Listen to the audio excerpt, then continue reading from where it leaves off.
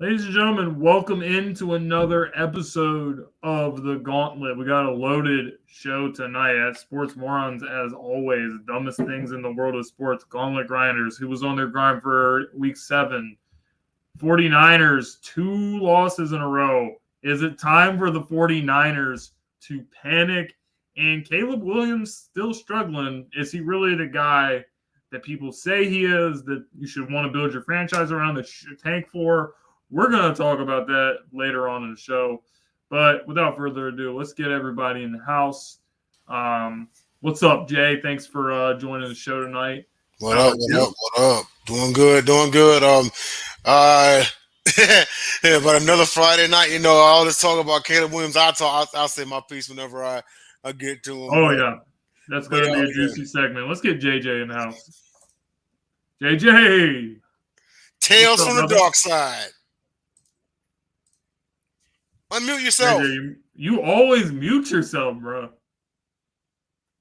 We can't. That's because I was watching the game and I didn't want the actual game music, the noise and the commentary to disturb it. But coming from the dark side, yes. All right, guys. So let's get to it, man. Sports Moron of the week. All right, guys. Let's get to it.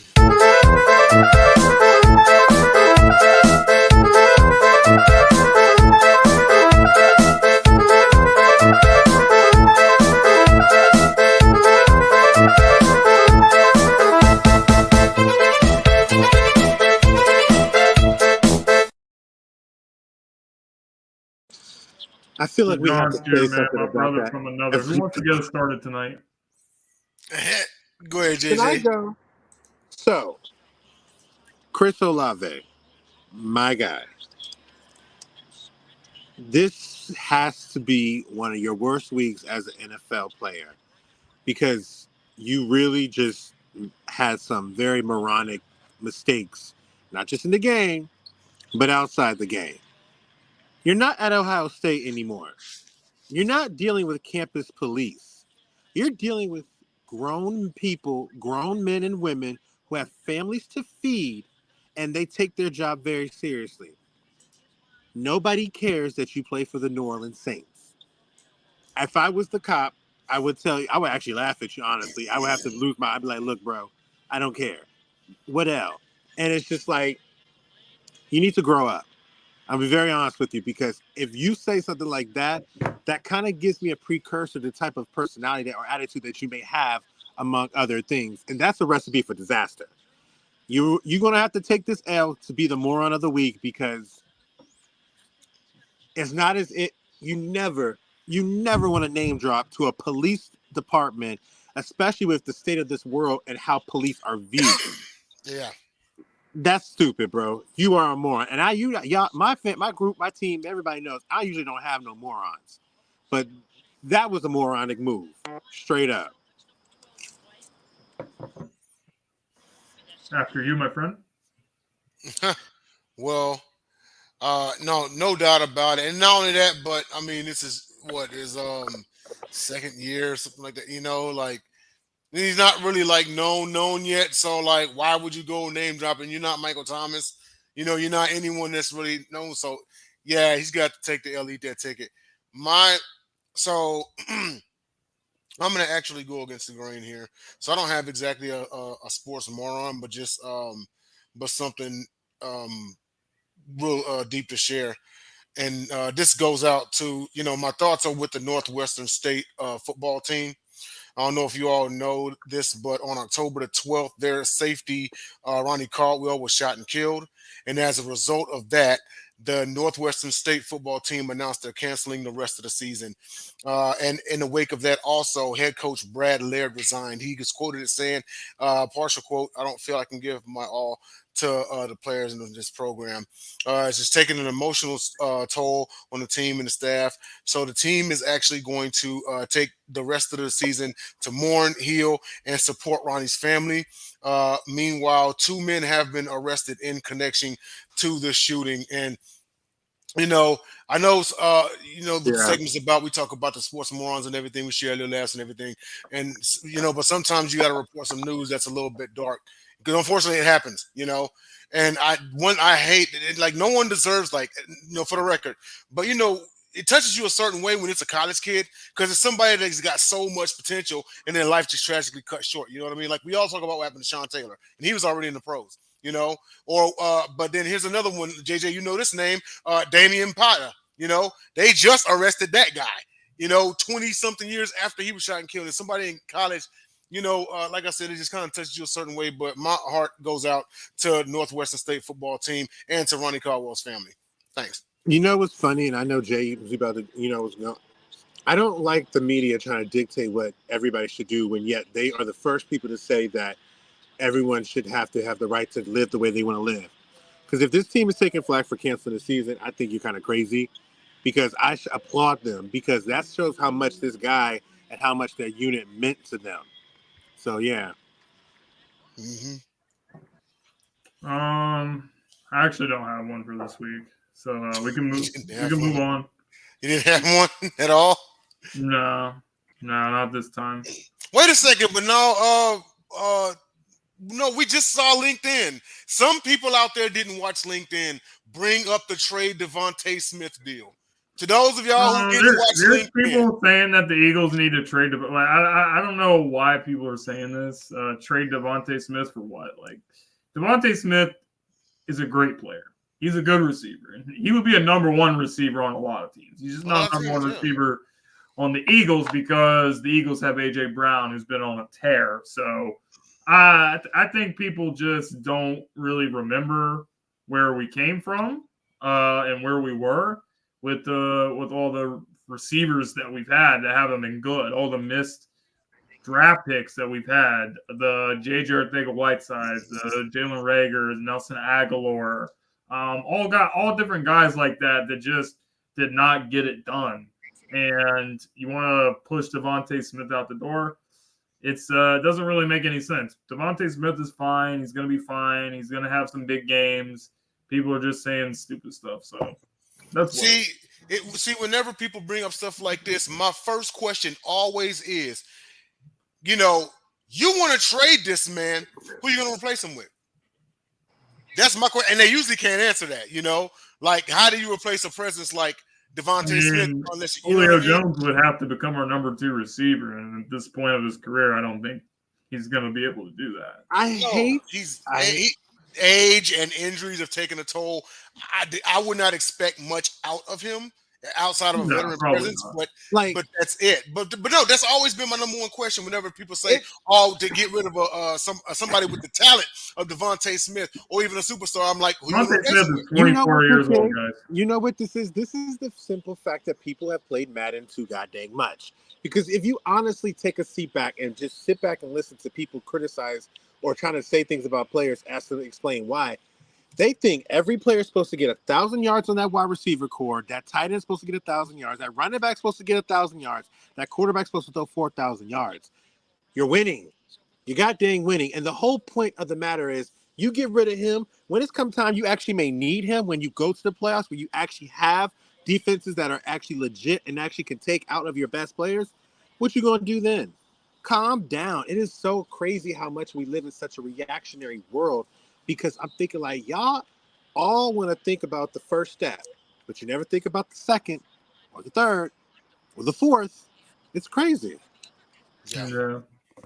So I want to say what's up to the viewers. We got Cowboy X Factor, Lindy coming over from LinkedIn. What's up, Lindy and Grizz in the house? What is up, guys? Thanks for tuning into the show. Now let's move on to our Gauntlet Grinders. What players was on their grind for last week? JJ, would you like to start us off? I kind of feel like you know me very well, and I kind of feel like you let it off for a reason. Because, of course, I'm going to shout out my quarterback. I am going to give him get it out the way flowers because that was a really great performance. That was a really great showdown and beatdown that we did for this team because I've always, when I watched this season, and if you have actually watched the Ravens, you could feel that game coming. But it's just the composed attitude he had, the ability that he actually is allowed to make his own audibles. And in my opinion, you're seeing the type of IQ he has as a football player, and he just grinded it out. They dogged them. I was talking to one of my friends who's at the liquor store I come to sometimes. He's a Ravens fan too. I was like, now they on us, and it's like you're on us after something that, if you talk to us, we would say it was coming. I kind of anticipate this game to happen in like week 8, 9, or maybe 10, because there's a new offense. But it's good to see it here, and I give them actually a point for the grinding. And on the NFC side, I gotta give it to Kirk Cousins and Jordan Addison equally, because I have to say, even with the injuries that they did have, like I knew they didn't have Greenlaw, and I knew they were a little banged up, but that team has been together for so many years, so they kind of know each other like back in hand. So that defense has a chance to be potentially, still be dominant. And those two really just made them look like they were really much a college or a beginning type defense, which was impressive to me, because right before their very eyes, Minnesota is now having a chance to call themselves. They have 2 wide receivers that they can trust. And I got to give it to them. That was impressive. I really give them that huge credit for that, because Jordan got behind them secondary like nothing. Jordan was getting on them, and Kirk was hitting them, despite throwing an interception in the beginning, which usually would have been all downhill for him. It was a great game for those two. To be fair, that interception he threw was hit the receiver, had it, and then the guy took it away from him. But Addison got him back on the next one. So yeah, that was so much sweeter. So much sweeter on that get back, because he burnt him. Mm-hmm. I guess it's on me. Mm-hmm. All right. Well, so my NFC one, because JJ wanted to name the other 2 of mine at the same damn time. I'm going to give it to quarterback Geno Smith in the win versus Arizona, 20-10, 18 of 24 for 219, 9.1 yards per attempt, 2 touchdowns. He did throw a pick, but he had a passer rating of 113.0. This is the time right now, and mind you, these are the games you're it's a divisional game, but in theory, it's a game you're supposed to win, and that's what they're doing is right now is they're going out there and they're getting it done, because they see, and we're about to talk about them in the next segment. They see what's going on with the 49ers. And right now, the Hawks are a game, if not a game and a half back. Not a bad place to be, considering the Niners should be running away with the division. But Geno Smith keeping them in the game like usual. So shout out to him. He's my NFC grinder. My AFC grinder, as bad as we talk about him, the sun shines on the dog's ass sometime. And I got to give it to quarterback Mac Jones. 25 of 30 for 272, 9.1 yards per attempt, 2 touchdowns, no interceptions, a passer rating of 126.7. He had a game-winning drive late in the fourth to stun the Bills that actually had people talking like, whoa, what's going on with the Bills? Now the Bills got back on track last night with their win versus the Bucs. But Mac Jones, and you know what? I don't know if he will play this well again for the rest of the season, but for one time only, I got to get him in his flowers. He played a good game. By the way, JJ, Gris made a joke about the time you said Lamar is like the Joey Wheeler of NFL quarterbacks. Straight up, though. He really did. It was like he was facing Merrick, except for in this case, and as James knows, because Jared Goff is Merrick now? Come on. I'm more so demonstrating the fact of that he just defeated a guy and came out on top where he looked like he should have won, because you already know, and you talk about it all the time, plot armor, Joey should have beat Merrick. He should have, though. Let's be honest. But he did. He did, actually. He did. He's in my eyes. He did. He definitely did. He just didn't want him to be the one to beat the main villain. But it is what it is, guys. So plot armor stopped. 2 Gauntlet Grinders. AFC, Travis Kelce, 12 catches under 79 yards and a touchdown against the Chargers. He absolutely torched them. The whole Taylor Swift. We haven't really talked about the Taylor Swift situation. We're not giving the media coverage to Taylor Swift like the rest of the media is, because we don't got to do that over here. But let's be honest, man. Like, that has taken his game to another level, even though he was already a great player and was already like a Hall of Famer. you can tell that he has like an extra motivation knowing that like she's watching him play. So I love it. Chelsea was cooking.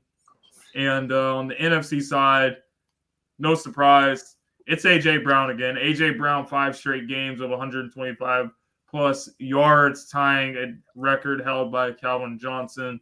A.J. will look to pass that record with a big game against the Washington Commanders this week. So, A.J., you want to talk about all the great receivers in the game. You want to talk to me about Tyreek Hill.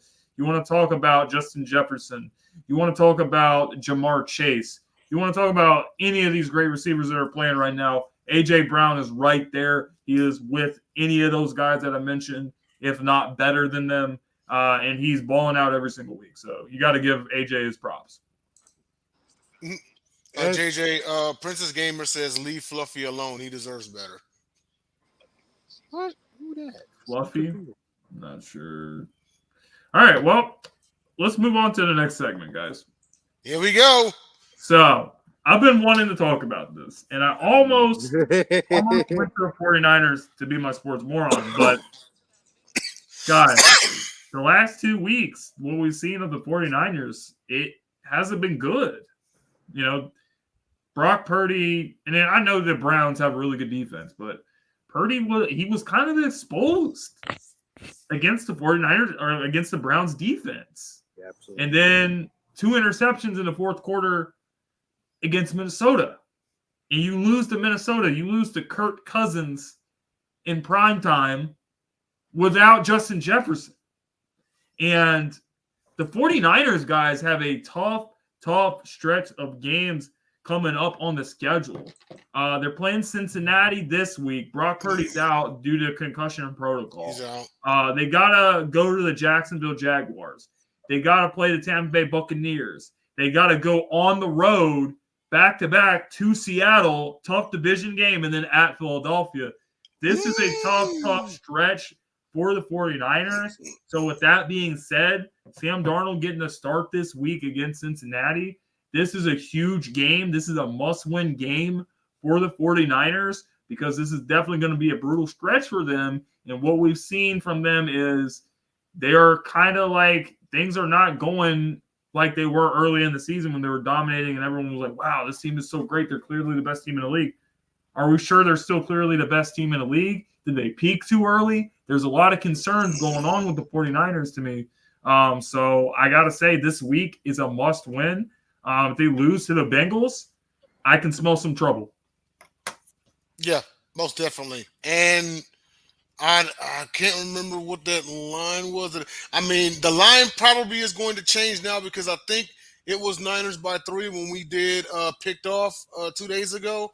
But Niners 5. Niners are at home. Is that still current even with Purdy out? Yep. Wow. Huh. Okay.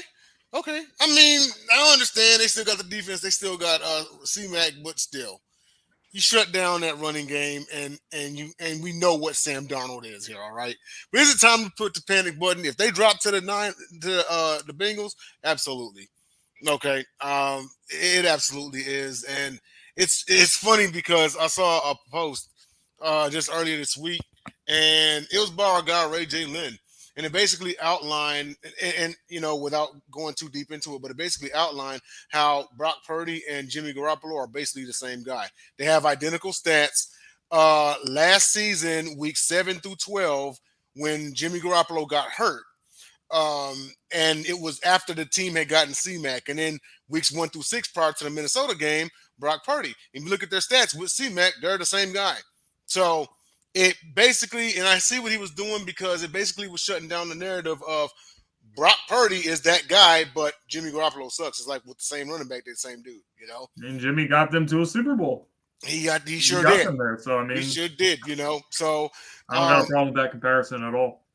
Am I going to knock them out of the division race? Absolutely not. I still have the Niners winning this division. It may be close because the Seahawks aren't just going to roll over, ladies and gentlemen. Okay. But is it time to push the panic button as far as being taken seriously as an NFC contender? Probably so. JJ?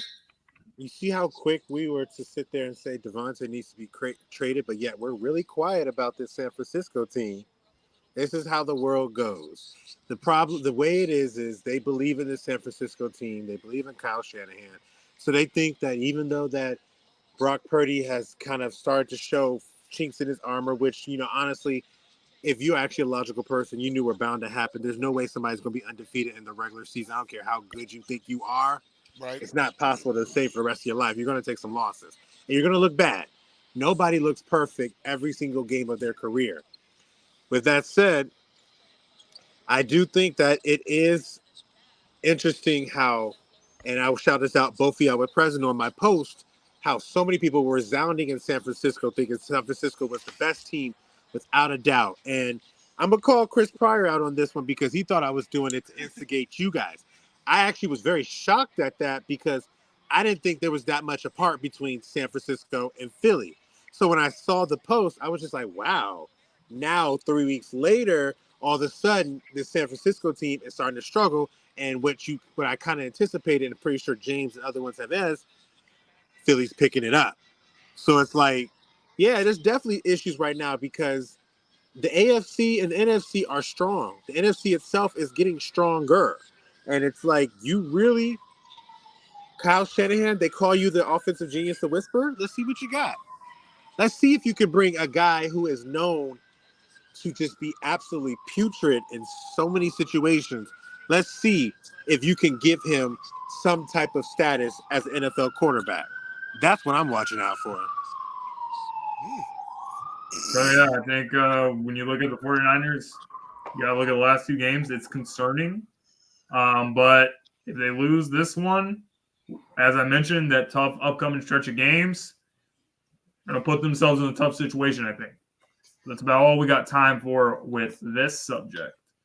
Let's move on. Let's talk to some college football. I know we usually talk about the NFL and stuff. Sometimes we talk about college, Deion Sanders, NFL draft prospects, things like that. But Caleb Williams has been struggling, especially the last couple games. Against Notre Dame, had 3 picks, lost another one this past week, and they're going up against Utah, who is a team that Caleb Williams has struggled against.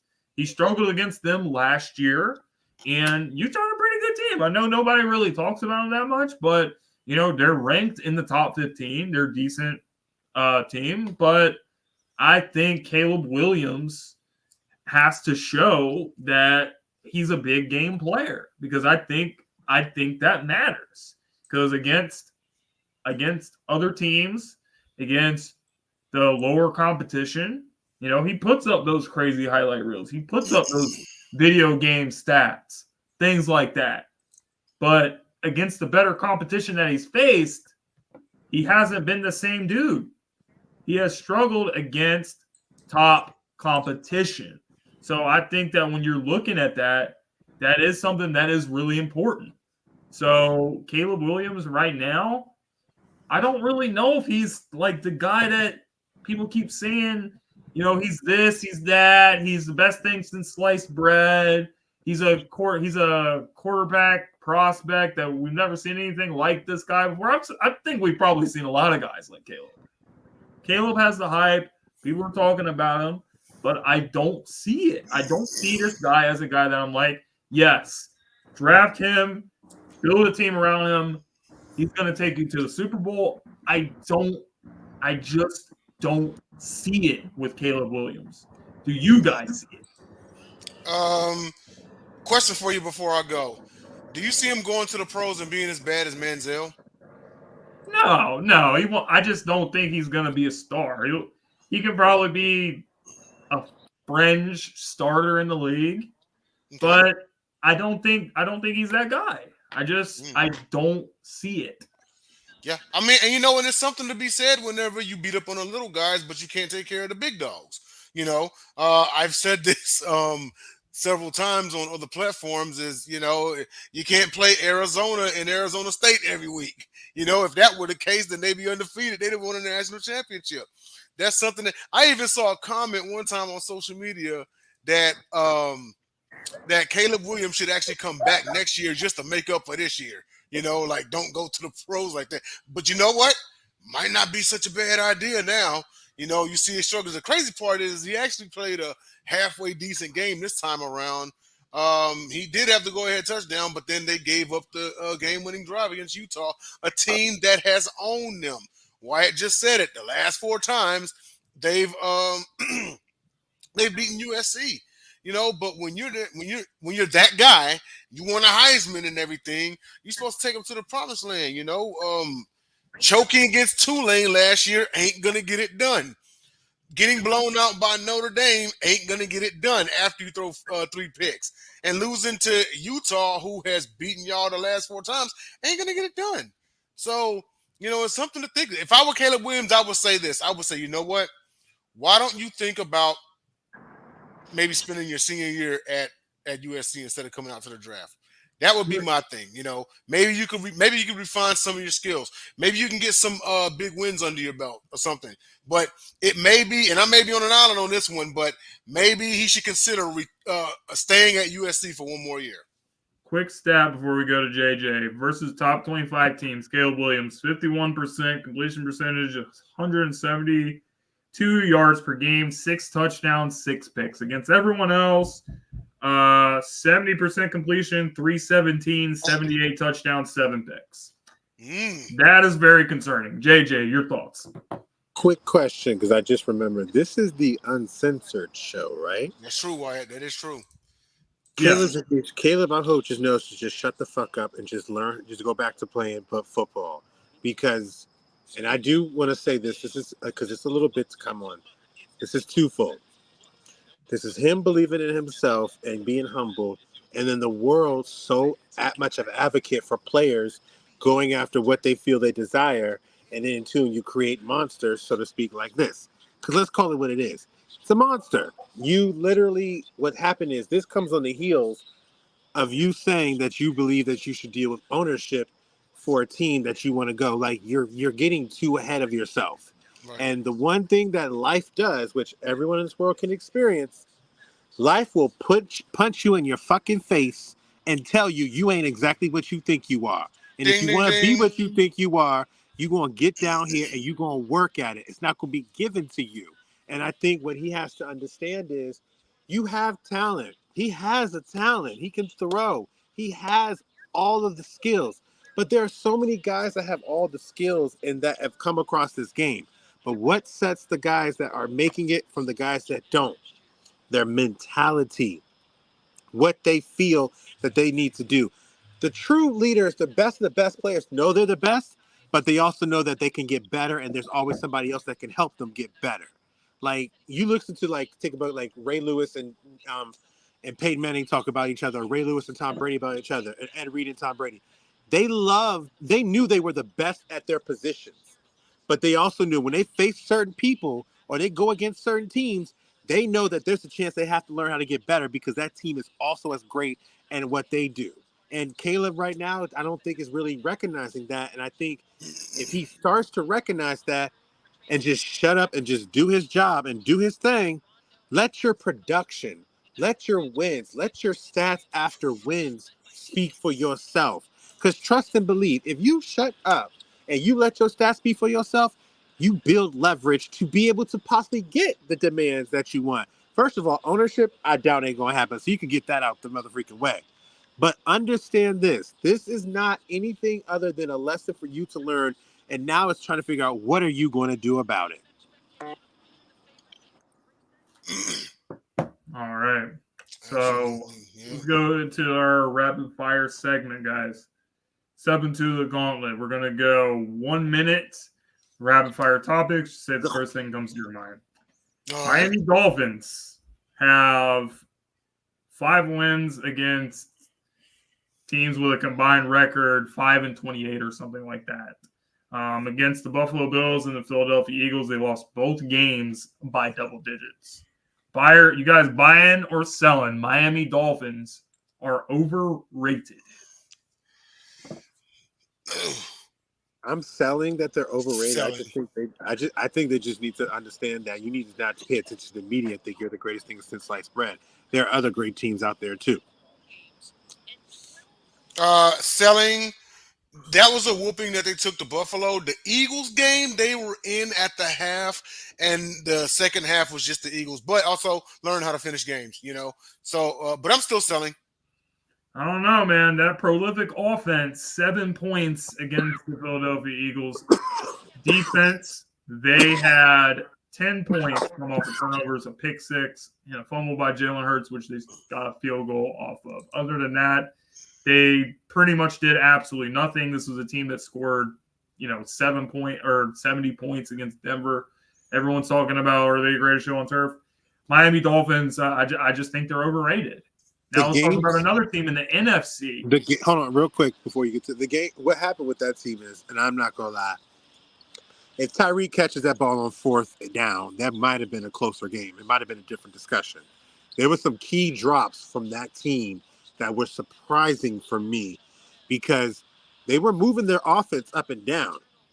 They just had some bad drops. Buy or sell? Detroit Lions got exposed against the Baltimore Ravens. Sell. They beat KC. Sell. And I know it was a slow KC start, but it's still KC. So sell. I gotta sell. I mean, Detroit. I think Detroit just had a terrible game. Yeah. I sell it for the simple fact of the matter is that it's not that they aren't bad. They just came across a team that people didn't realize was actually really good. Like, the real talk. Like, it's not as if that the team that they faced was like an upstart team or a mediocre team. The team they faced was really good. They may have not put their best effort out, but there was a lot of emphasis on them. But Baltimore just let people know, like, yo, no, we're not bad. We're actually a good team. So here you go.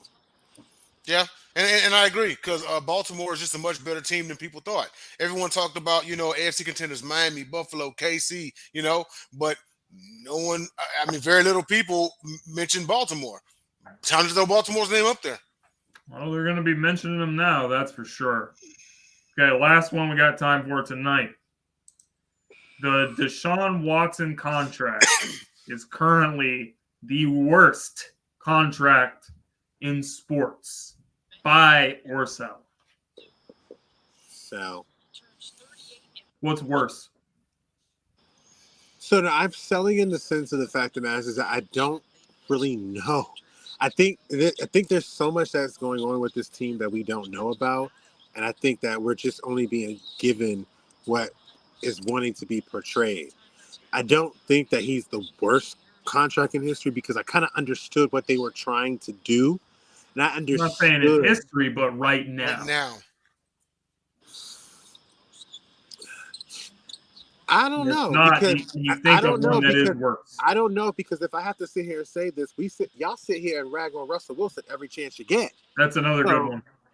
So it's like I don't understand. It's like if you do that one, I would take Deshaun Watson or Russell Wilson. Honestly, I would. So I don't know if I can agree with that. That's why I say sell. I'm gonna say buy. I'm gonna say buy. If I'm paying you $230 million guaranteed, dude, we at a minimum should be a one-loss team. We better outside of that, we better be undefeated. You got to get the job done. And we've talked about this on the show, is he has to be Houston Watson in order to be able to contend. And you said yourself, JT, I don't know if he can ever get back to that. So I'm currently going to say buy. He probably won't ever get back to that.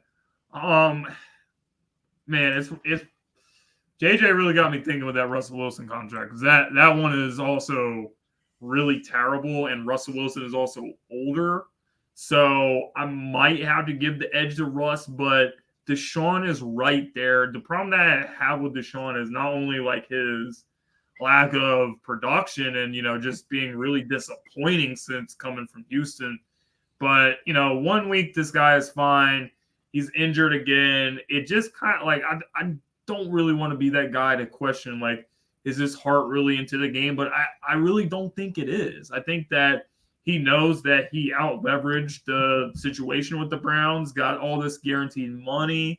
So whatever happens, it doesn't really matter. Like, he's going to get paid. If he says he's hurt, my shoulder, you were just out there, you got hit on one play, and then you came right out, and PJ Walker, came in. So I think that the contract is really bad, but to say it's the worst, I think could be a push. But Browns, I think, definitely regret it. I will say that. Yeah, and but also, and before we move on, is not only because we're just talking about the money, right? The 230 guarantee. Don't forget, they gave up picks, first round picks, to your boy squad. So that's what makes it so much worse. Yep, Houston got one out of that one, and Wyatt says he is buying fully guaranteed contract that has torpedoed the market. Gotta agree with Wyatt on that one. So, our non-sports topic tonight, guys. I wish I had the list in front of me, but Jay, do you have the list? Yeah, let me bring it up. Okay, so this was the week of lists. We can Go ahead, really dive. Sorry about that. We could really dive into this looking at the time right now. Yeah. So what you got? You want to add something on to that, JJ? I got to. Hold on. No. I'm Y'all about to go bring ahead. up the list right now. I'm about to bring up the list right now. I don't date women, so y'all go ahead. Let's see here. But while Jay's pulling that up, I want to just give the audience background of what's going on. So this was the week on social media of lists. Like, we talk a lot about lists on this show. We talk about Chris Sims and his quarterback list and how it's so bad and things like that. But guys, there was a woman that basically made a top 35 or something, a top 40 list of oh my god, most unacceptable places to go on a first date. Jay, okay, I got the list right here. Read us off the list. So here's a list of places women absolutely refuse to go on a first date, and that is whoever Makisha Campbell is on Facebook. Okay, so list of places they refuse to go on a first date: Cheesecake Factory, Applebee's, Chili's, Chipotle, Olive Garden, the movies, Yo House, any fast food chain, Buffalo Wild Wings, Wingstop, Red Lobster. Man, that was like the number one place to take a ratchet, dude. A buffet, IHOP, Denny's, the gym, church, Starbucks, coffee dates, ice cream dates, family functions, movie night, Netflix, Hulu, etc. Somewhere that requires a long drive, bowling, nightclubs, hookah bar, a bar for just drinks, Waffle House, sports events. So where the hell are they going to go on a first date? You basically named everything. Like, I think you basically just found out they just want to have sex. Okay. I was like, dude, I'm gonna take. I was like, you may as well take a skydiving just to push off the plane at this point. Okay, before we actually dive into this, because we actually do have a little bit of time to kill. Do you also have the list that the fellas used to respond to this list? I do, and I also got the other one that you sent. I'm gonna read that off. So read the list number 2. This is from the fellas. So this was the list from the fellas. Group of men made a list of women you shouldn't take on a date. Single mothers, women with tattoos, women who dress like this in public, sex workers, OnlyFans girls, mattress actresses, strippers, call girls, escorts, Instagram models, bottle girls, etc. Women with an IG page, women with non-ear piercings, women with purple hair or any other unnatural color, women with 304 friends, models who market to men, women who travel regularly, women who drink liquor regularly, women with weak/absentee fathers, women who live alone, women with a party voice, women on dating apps, women who have been on Fresh and Fit. I agree with that one. Women with lists. Women who have been, if you've ever watched Fresh and Fit, you know they get obliterated on there. Women who have been engaged, divorcees, and women raised in the West. My goodness. Yeah, that pretty much covers it. But my favorite has to be like any woman with an Instagram account. Like, woo. Okay. And what was the third list? Okay, so the ladies strike back. A new list of men that have no business dating, period. Men with toddlers or younger. Men who live with their mama. Men that live with a baby mama. DL men. Men that don't have a valid driver's license. Men that bank with Cash App. Men that sag their pants. Men that don't take care of their kids. Men that disrespect women. Men that don't own a suit. Men that live in motels. Men that want to hold a couple dollars till they get paid. men who clothes are in tubs, men that can't log into anything without help, men that got to tell their mama everything, men that work in the FedEx hub, men that work for a temp service, truck drivers, them Grand Rising men, them WYD men with multiple kids and baby mamas, men that bash women on social media, men that have to load their car to add money on it, men that don't keep their locks up, men that hairline gone but they keep holding on, men that always talk about what they used to have, married men, men without transportation, and men that are Dallas Cowboys fans. Okay, they get a pass for the last one. They get a pass for the last one, but also will just say this. Probably half their list is they baby daddy. So they really should not be talking. This has got to be the most ridiculous thing I've ever seen. Yeah. Your first thing you said, men with toddlers, but yet you want a man that loves kids. I'm sure that's part of your list. Like, what is going on here? I'm going to let y'all do this because I'm going to just sit back and enjoy some gas while y'all talk. Okay, so I want to tell the story. I want to tell the background that I think led up to this list. So there was a video on social media of this woman who was going on a date with this guy. So the guy had picked her up from her house, and they had a reservation from what I understand, they had a reservation at this really nice restaurant. Mm-hmm. The woman took an extremely long time to get ready and everything, and then, they ended up losing the reservation. So the backup plan was like, all right, we're going to go to Cheesecake Factory. And that's where, they were going to go on the date. And there was a video of this woman in the car with the guy, and she got such a bad attitude. She was like, "Oh, you see all this? Like, you're taking me to the Cheesecake Factory. That's not good enough. This and that." And like after 10, 15 minutes of her going off and having such a bad attitude, the guy's finally like, "Look, okay, you know what? That's cool. Like, I'm just taking you back to your house. And that's it." So she was like, "Oh no, like we can go to the Cheesecake Factory." And then he was like, "Nope, like you getting dropped off." So shout out to that guy, W Mans. And it's sad to see that. I'm not gonna like bash all women and say like all women are like this, because there's some great women out there. There are some great women out there. I've known a lot of great women, been with some great women, but yeah. This seems to be like a thing now, like of women trying to act like they're James, all quick bad question and, for you. Treating men like crap because this is what social media has. This is what the current day and age has done. That social media has done. Like, James, we're party women, we're this, we're that, and it's kind of sad to see that women that are good are getting a bad rap now because they're like grouped in with this. So it's just kind of sad to see, man. Go ahead, JJ. I was asking, like, James, do you know the age of these people? She had to be like 30s to 40s, something JJ, like that. The sad part is some of these women are in their early 40s and upper 30s. Yes. Yeah, something like that. So you remember when I said that, I think I said on last week's show, John was on, that marriage rates have plummeted 60% since 1970.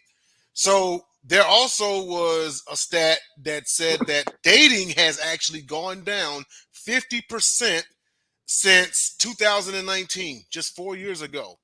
If that trend continues, it is theorized that by the year 2040, 45% of the women in this nation will be single and childless.